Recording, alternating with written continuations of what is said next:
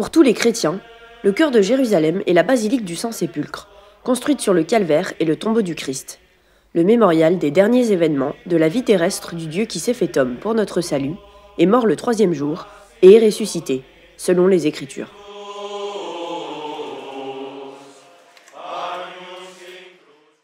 Pour mieux profiter de ce lieu central de l'histoire de notre salut, les communautés présentes au Saint-Sépulcre organisent, pendant le carême, en plus des célébrations quotidiennes ordinaires, des moments de prière propres au temps liturgique, guidant ainsi les pèlerins dans leur cheminement spirituel vers la Pâque du Seigneur.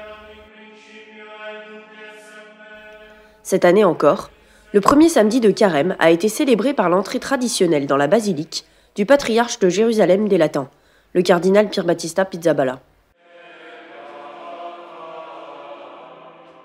Ce dernier a ensuite accompagné la procession solennelle commémorant le mystère pascal du Christ, qui passe par les différentes chapelles de la basilique.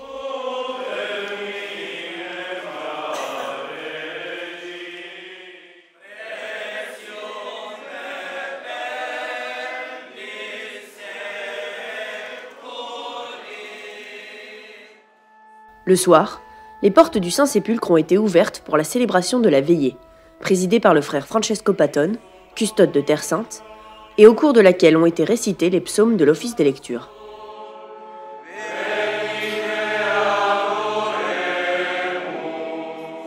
À la fin de la liturgie, les frères ont entonné d'autres hymnes, puis sont sortis en procession avec des cierges allumés et ont lentement marché autour de l'édicule du Saint-Sépulcre.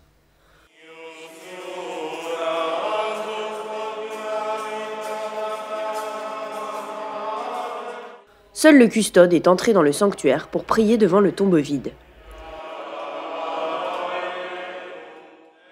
Enfin, une fois de retour ensemble à la chapelle du Saint-Sacrement, l'évangile de la résurrection a été proclamé.